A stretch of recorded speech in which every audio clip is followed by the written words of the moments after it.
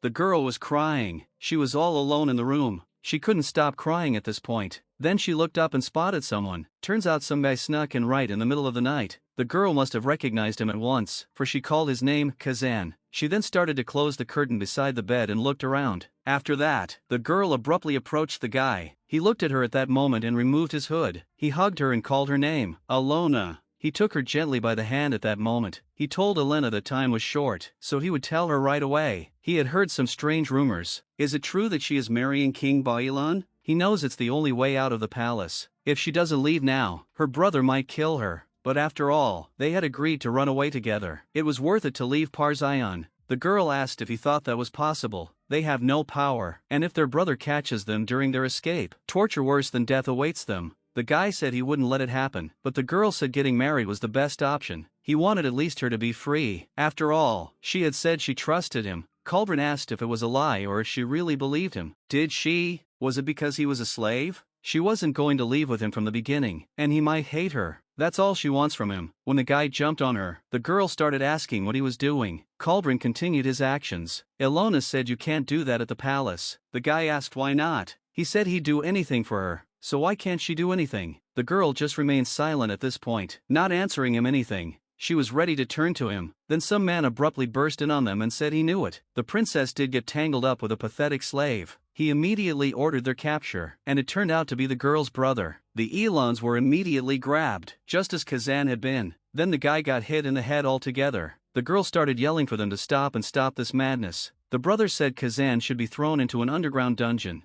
There will be a trial at dawn. Cauldron was coughing up blood at this point. He will surely face execution. The girl tried in every possible way to talk her brother out of it. She was telling the guy to be spared and that she would do anything. She begged her brother not to do it. The brother at this point thought for a moment. He emphasized the girl's words that she would do anything. He asked if she would do it even if they lost everything. The girl raised her head slightly at this point. She said she would do anything even if they lost everything because she wanted to save Kazan. How dare he send a letter canceling a wedding to the king because of some slave? The man at that moment fell down the steps. She already had another man in her heart, which would cause her to have to give back all the gold this old man had given her. But she still wasn't happy. Guy was telling the king that the princess had dishonored the Parzion and she should be punished for it. Let them lock the princess in the East Tower from now and forever. She won't take a step out of the tower. Her brother's cruelty and his indifference. She'd be lying if she said she wasn't afraid of this cruel reality. But she could bear it all, because in this cold life, there was Kazan, her only spring. If only he could be saved. She was willing to sacrifice her happiness. The sister asked her brother if Kazan had left safely. He said Kazan should be on his way by now. The girl looked back at that moment, but there was one but that troubled her. They seemed to be walking toward the East Tower. Did she notice it? Acting as if she wanted to say goodbye to her slave. Against her desperate pleas, Kazan was killed after all. Of course, the girl screamed as hard as she could at that moment, for he was killed in front of her eyes. The girl was shaking at this point and called out to her brother. Let him decide faster, but it didn't have to be that way. The arrow at this point almost hit the guy in the head. He couldn't do anything at this moment. The arrow even pierced his ear. He said he would let whoever she chose live. Cauldron was looking at her at this point. She begged almost in tears that she would never tell her father and older brothers again to call His Majesty father, that the children of the great empress especially, or that, let her quit, for the empress is long since in the grave. Guy asked Ilona if that was the case. At this point the girl said she would stand up. She'll be faced with a decision. If they're mad at her, let them take it out on her. The guy said it was a great idea. And these pathetic Ashatras are just nothing. It's much more fun with a girl. The girl was telling Kazan and Samira to get the people out of here faster. Cauldron didn't understand how he could leave the princess. There was no way he would do that. The girl said Antonio's brother might kill them, but he wouldn't hurt her. Let them go quickly. Samira was telling the guy that the princess was right. They could help her if they left. The girl understood this and looked at the guy with an understanding look at this moment. Antonio told Ilona not to move at this point. If she dies, he won't be responsible. The girl had already prepared herself and closed her eyes. At that moment, someone appeared in front of her. It was Kazan who covered her with his body, protecting her from the arrow. Fortunately, the arrow hit a wall nearby. After that, they both fell to the ground. Antonio didn't realize what kind of cocky person he was. Cauldron, being behind the girl, asked her if she was okay. Ilona didn't understand why he did it. After all, he's only putting himself in danger. Because he was in the way, he vowed to get her out of this palace alive. So to defend her was Kazan's duty. Alona was asleep at this point. She realized it was that dream again. After that, the girl got out of bed. She began to write a message in the book for Kazan. The girl wrote that she hadn't dreamed about him in a long time. Perhaps that's why, even though she keeps a journal every day, things seem especially strange today. It had been over 7 years since his death and her imprisonment in the tower. After her brother became king, every day was hell, but his absence hurt her even more. When war broke out with the Ashra kingdom, his brother's bullying diminished. The war with Kazan's country was terrible. The war was now in its 3rd year. So many of her subjects and his friends had died and suffered. The girl apologized, for she was too weak and could not save him or anyone else. She prayed that this horrible time would be over soon. It was all she could do. The girl continued to pray at this point. Then she turned her head around and noticed something. At that point, the war was over. Parzion has fallen. Ashra has won. Capture all the courtiers of the kingdom. Leave no one from the royal family alive. The princess of Parzion, Alona, must stand before the king of their kingdom and accept the punishment of the defeated. Despite everything that happened before he left, now she could meet him. The girl was led into the building at this point. There she saw a dead man. There were several dead people. The girl tilted her head at this moment. Afterward, it turned out that her brother was also alive. He looked at her at that moment and said for all to see,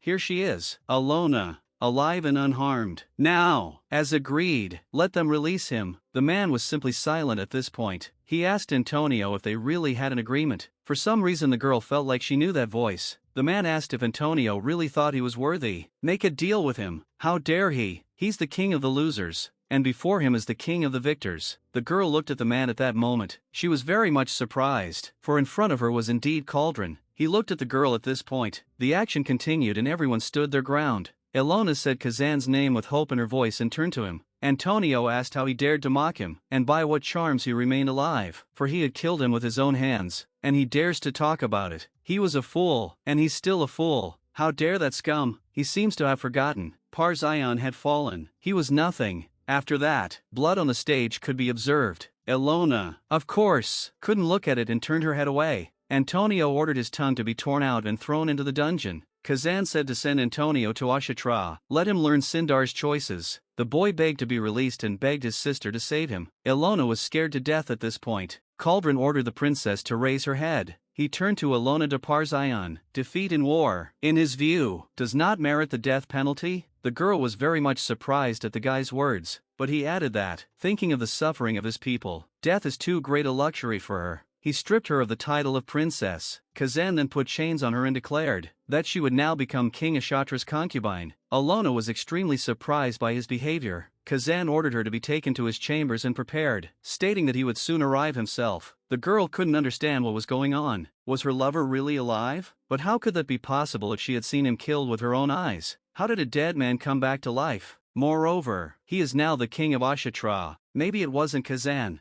Ilona was confused. But if it is him, the tears themselves began to pour in rivers from her eyes. At that moment Kazan entered the room and asked why she was so surprised. He recalled that he had always entered through the window before, but now he always entered through the door. The girl asked if it was really him. He asked if she hoped it wasn't. Ilona replied that it wasn't. She said she dreamed of meeting him again and can't believe what's happening. Kazan, however, rejected her wish with apparent coldness. He ordered her to remove her hands, stating that he was disgusted. Ilona didn't realize what was going on. Kazan added that he wondered how she would react when they met, but she still disgusts him, and he wants to understand why. He sharply ordered her to shut up and grabbed her. Kazan stated that he couldn't take it anymore. Ilona didn't understand what he was talking about. Cauldron asked if she thought he didn't know anything. He mentioned that night 7 years ago, saying he knew what she'd done and ordered her to stop pretending. At that moment he pounced on her. He stated that everyone should know their place. After saying that, he kissed her. Ilona tried to explain that he had misunderstood. However, Kazan continued to behave in an increasingly rude manner. He gently grabbed her hips. The girl begged him to stop.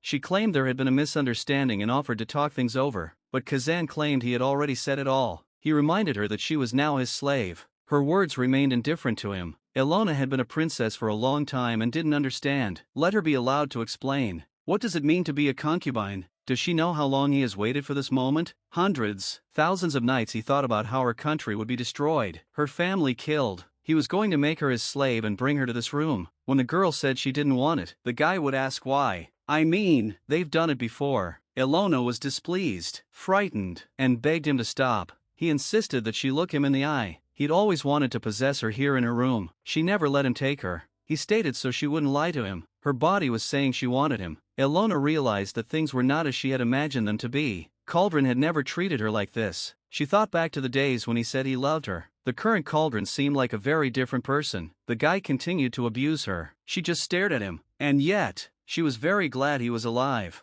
All these 7 years she had only dreamed of one thing, to be in his arms again. He may have changed a little, but the important thing is that they're back together. At that point, they slept together. He misunderstands her now, but it can't be helped. When he hears her story, she was sure he would be the same old Kazan again. Today they return to Ashra. They are finally going home. The girl was thrown into the wagon in order to climb inside. A slave cart, my ass. So they go straight to Ashra. She had heard that Ashra was a very hot and harsh land. She wondered what would happen to her. My legs are on fire. Cauldron had never been so rude to her before. Of course, the girl was overcome with thoughts of what was going on. At that moment, she turned back around and noticed something. Someone asked if this was the wagon of that parsonage wench. Why didn't His Majesty kill her at once? After all, so many of them Parzians had been killed. When that girl steps on the ground, their dead countrymen will weep. Maybe they'll deal with her themselves. The girl immediately began to cry. Then they both went inside. The girl didn't know what to do and was scared to death. So that's why His Majesty is taking her as a slave. What does it matter if she has a pretty face? Don't let her forget she's from Parzian. His cousin was taken into slavery and killed. This is revenge for the Ashatrians who died in agony at Parzian. She'll be begging for mercy in the afterlife. The girl didn't want that more than anything. After all, she had just found her lover. She mentally called him lover at that moment. Then Kazan himself came in and asked if he had had enough of life. How dare they trespass on the king's property? Afterward, the weapon fell to the ground. They immediately greeted His Majesty. The boy tried in every way he could to say it wasn't what the king thought it was. But before he could even finish, the king began to kill him. After that, the girl could watch the scene where the guy died. She was scared to death of her lover's cruelty. Afterward, the king pulled her to him. She fell right in front of him. After that, the guy took her by her beautiful face. He pulled her closer to him. Looks like there's no damage. Have them carry the slave girl to the wagon and keep her close to him. Leave guards to make sure no one touches her. Let them keep a close eye on it. The girl was very much surprised by the whole situation. They have crossed the border of Ashra, and today they will camp here. Ilona was sitting in the wagon at this moment. Some girl came in to see her and said she was going out, for His Majesty was calling. After that, gently the girl's feet stepped onto the sand. She was surprised that the sand was so soft. So this is what Ashra is like. Why is she slowing down? Let her go faster. The girl asked if she realized who she was serving, the very king of Ashra, chosen by the god Sindar. The girl wondered about the god Sindar. She had heard of him from Kazan. In Agathra, not everyone gets to be king. So what does that mean? To become king, you must have the blessing of a god. In their country, gods and magic exist.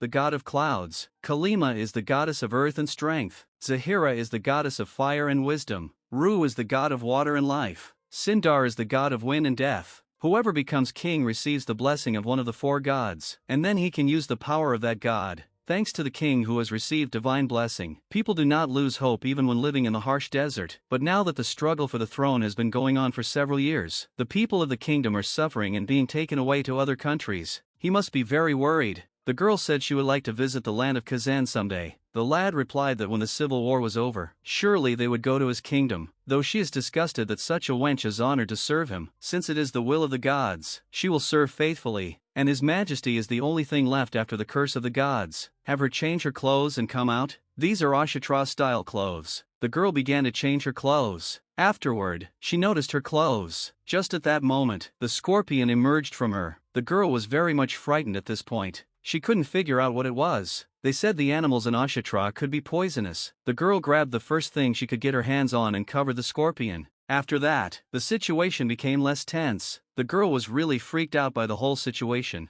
Lord Sindar has been informed that she has brought her. Let her be let in. The girl greeted the gentleman. She could go. The girl apparently didn't like that. Cauldron answered nothing, only looked at her with a stern look. The girl understood immediately and told them to rest. After that, the girl and the guy were left alone. The guy asked her the reason for this outfit and someone attacked again or something? The garment said the animal clawed and soiled itself while running away. It could have been dangerous, but she deftly dodged. He himself had warned that the animals in Ashra could be poisonous. The girl thanked him for saving her last time. The guy couldn't understand what save meant. Is she badly deluded? The guy got a little pissed off at this point. He didn't save her. He punished those who dared to touch his property. A valuable commodity like her was a rarity. A valuable commodity like her was rare indeed. The girl didn't understand why he was so angry with her. Alona asked if it was all about that incident. That night 7 years ago. Because of what she said to him then. Or what? 7 years ago, Kazan was sitting behind a cage. Someone called out to him at that moment. It was Alona proper. The girl asked if he was okay. The guy said it was no big deal, and asked how the girl herself was. Did Antonio hit her or something? The girl wanted to say something to him. She came because she had something to tell him. All this time she's been lying to him. What's she talking about all of a sudden? The guy asked if she was sure she was okay. The girl was just looking at him at this point. Let him be quiet. She doesn't want to hear it. Cauldron didn't understand what was wrong. The girl said she never loved him. It's simply impossible for her, a princess, to love a slave like him. Why is she talking like that? Is it because of Antonio or something? But it's what she really feels. She had never thought of running away with him, and she had never believed him. Cauldron was of course very much surprised at this point. So if by some miracle he survives, let him never look for her again. She doesn't want him. The girl doesn't know if he'll believe it or not. She did this at the request of her brother Antonio. She said that if she sent a letter of breaking off the engagement to King Bahalan, and will live locked up in a tower like the dead, he'll keep him alive. If she wants to save this slave, she should cut all ties with him. Who knows when they'll get back together. Doesn't want to see that filth anymore. He said that if he stayed alive, they couldn't meet again, and if she doesn't break up with him, he can't sit down. That's why she did it. Cauldron looked at her without any emotion at that moment. The girl said he didn't believe her, right? Kazan asked if she knew how he became the king of Ashra. All of this happened because of the hatred of Parzion, and to the king of Parzion most of all. He became king because he hated her. She was doing everything she could to protect him. Ilona stepped back a little at this point. If she were in his shoes, would she believe it or what? After that, the girl fell to the floor. Stop being stubborn and let her act like a slave. The guy grabbed the bottle at that point. If she keeps this up, he'll have no choice. Afterward, she was in such a state that her breasts seemed to be some kind of mixture. I'll have to find her weak spot myself. The girl couldn't figure out what to do, though she is a valuable slave, but too fragile is her flaw. Just think about it. And such a simple trip to all ends she could not endure. How could he hug her in such a state? The girl asked him to stop. Cauldron asked, or was it true? Is she sure she doesn't want to? The girl realized that her body wasn't obeying at all. Even the mind is foggy. He started licking her neck at this point. That's her weak spot. Alona begged him to let her go, but he didn't want to. He loved the look on her face. That desperate look. That's exactly what he wanted. Let him not say so. She asks, don't force her again. Cauldron looked at her at that moment. She doesn't want to reject him again. After that, the guy calmed down. He wondered who was outside, and the girl appeared abruptly. He told her to bring more incense for the camp bed. Let it be asked if this incense was used on the slave or what. Kazan asked, so what? But these incense are meant for the emperor, not enchanted. Very valuable. Don't slaves exist for his pleasure? He used them for their intended purpose, and now let her go. The girl just looked at him at this point. Ilona was just lying unconscious at this point. Ashra, the capital of Farm. All the people in the street greeted the king. Long live the king. Long live Mr. Sindar. Great Lord Sindar. May he bless Ashra. At this point they were approaching the drive into town. The girl realized that this was Firma, the capital of Ashra. What a beautiful city. Though Ashra is weakened by civil war, she's a lot richer than the Parzion. Though the journey was not easy, she learned something important. Firstly, a tattoo on Kazan's arm is a sign of divine blessing. Second, Sindar's choice to wait for his brother is something of a death sentence, which Cauldron does on criminals. She doesn't know for sure, but either fear this divine punishment. Is Kazan like a god to them? You have to talk to him to realize that. Everyone was of course furious at the Parzians. They couldn't take it anymore. Let them bring his son back. They offered to take them out and make them feel the pain that their non-humans experienced. Everyone was begging to be rescued. The girl was telling them to stop. There were also children outside. We have to save the children at least. But this was the moment the door was. She asked for the door to open. At this point she started banging on the door to get it to open. The door went slightly off course, and it worked. At that moment the stick that had signed the door broke it open, and the girl tumbled out the door. Afterward, she collapsed right in front of the furious crowd.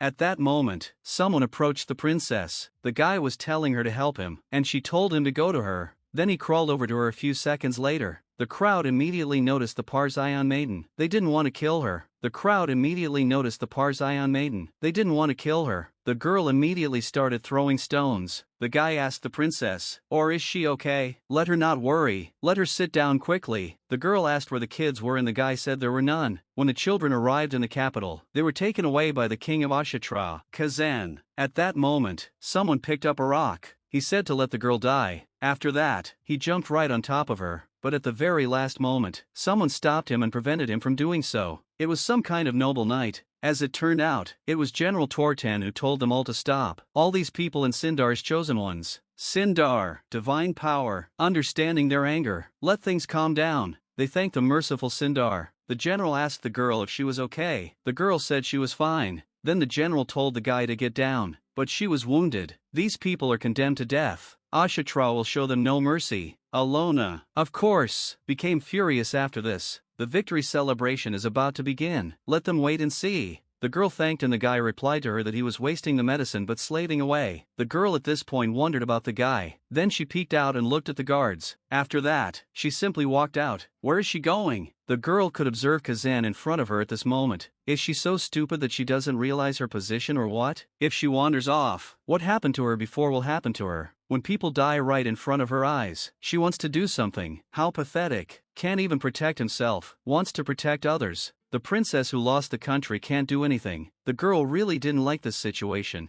What happened earlier was a kind of execution. These people were still condemned to death for her interference. The analysis reminded everyone of Princess Parzion. Isn't that to his advantage? After all, he wants her painful death more than anyone. The guy told her to cut the crap. His revenge is not to kill her. The guy at this point put something on her wound. His revenge is to make her suffer beside him for the rest of her life. There's another execution coming up. If she gets in the way again, even he can't save her from death. Let him remember that. They congratulate Mr. Sindar on his victory. Of course, everyone was celebrating victory at this point. The girl noticed that everyone was so excited about the fall of Parzion. Even if she didn't have the privileges of being a princess, to them, she's just a princess who must be punished. Both in Parzion and here she is destined to live alone or what? At that moment Kazan called out to her and reminded her that she should pour him a drink. The guy said she had some tough challenges ahead of her. But still, you can't give up here, whether it's a lie or the truth. If she dies, she'll never hear again, whether it's true or a misunderstanding. If he dies, he won't recognize those words now. Everyone was informed that Padish's family had arrived. Just now, was the guy really ready to hear her story? How on earth did they meet Kazan? It was too soon to give up.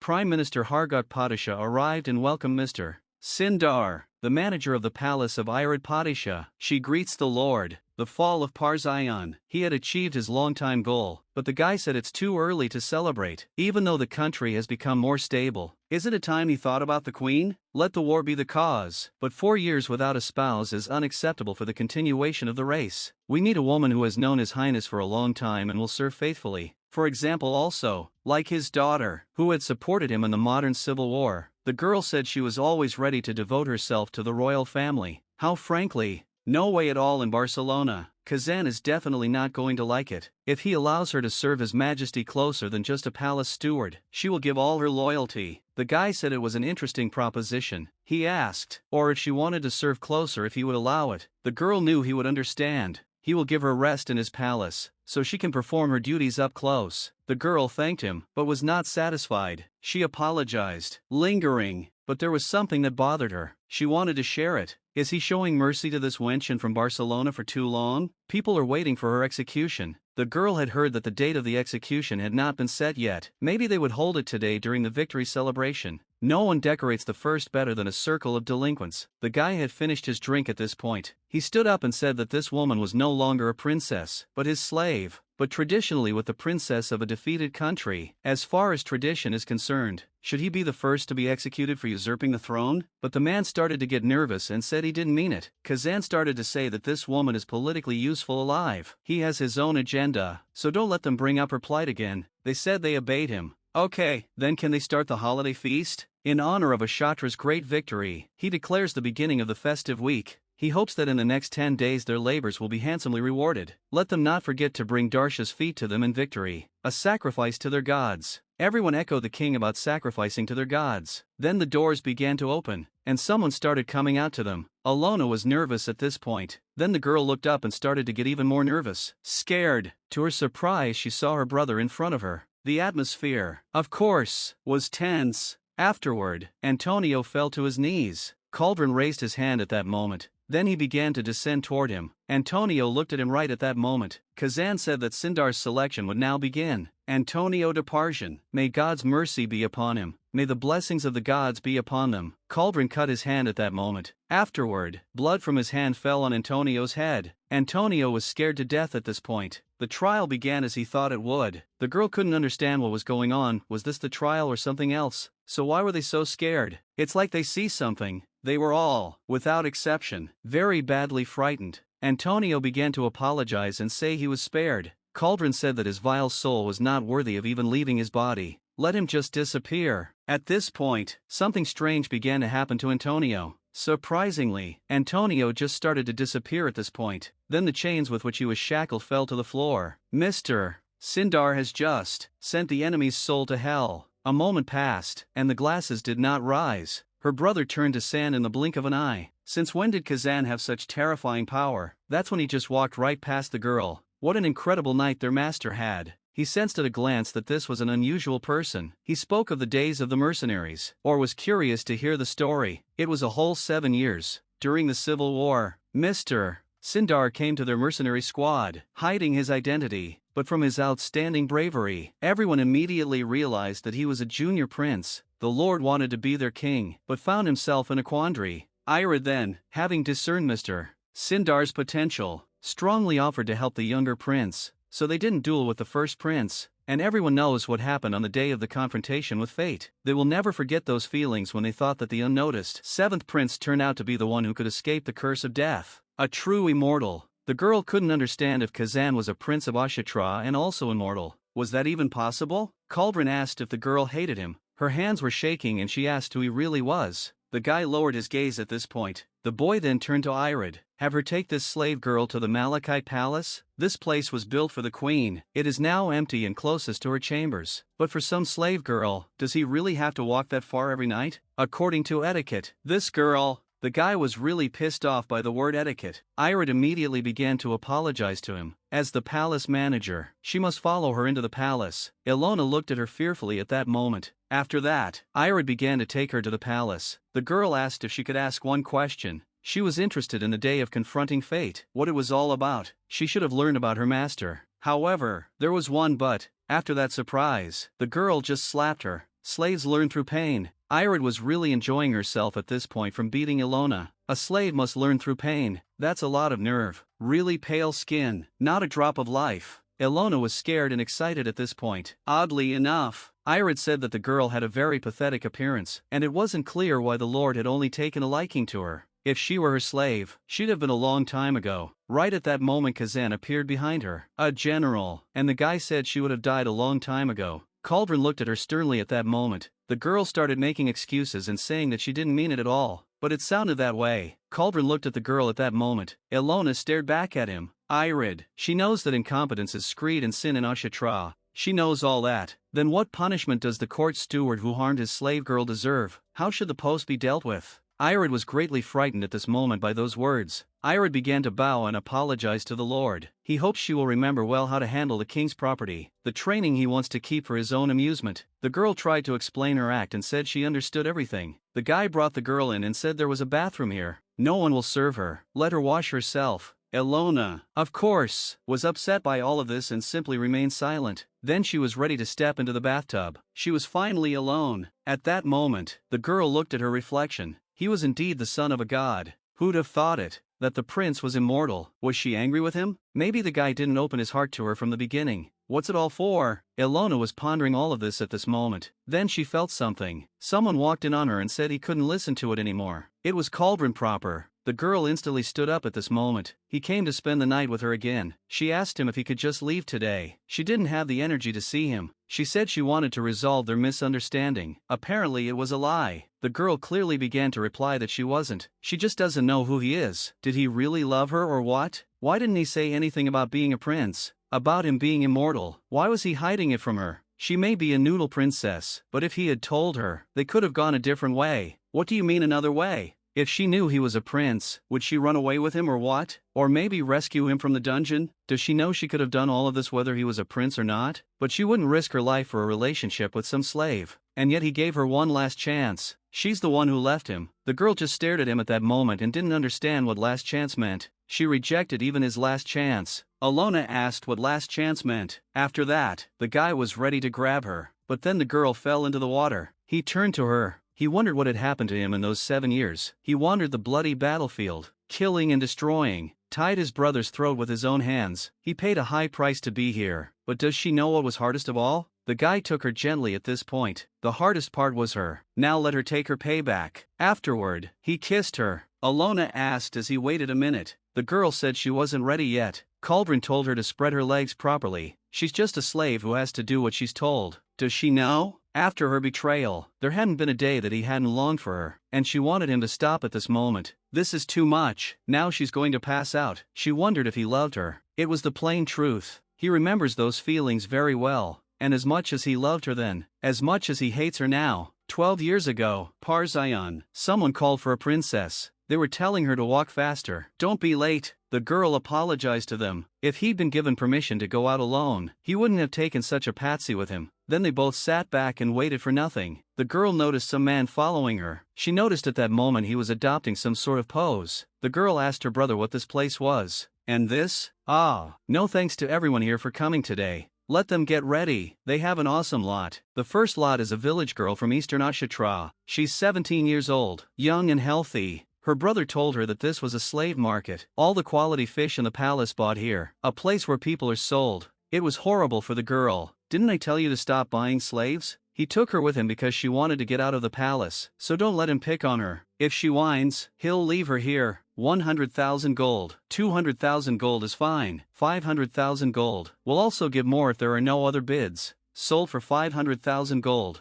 Next item. They are people just like them. They are sold and bought. And if you don't like it here, ladies and gentlemen, finally the last lot. The top item in today's auction is a special item. The rare red-eye holder of the entire continent. A first-class young man from Ashra. All over the world, red eyes are rare. The girl was immediately interested in the guy. The best boy from Ashra. The girl was looking at him at that moment. The guy was looking at her too, but the girl didn't want him to. She was different from everyone here. She just came following. The brother noticed his sister's reaction at this point. She asked if she liked the guy and what day he would buy it then. At that moment, there was an explosion. Ilona couldn't realize what was already happening. Begging for everyone to be rescued. There were people under the rubble here. Princess. It was reported that the entrance was blocked. Have them run out the back door. Antonio immediately started running without even thinking of his sister. The girl only had time to say not to run together. After that, she stood up. If they leave him here, the girl realized that the guy would simply die.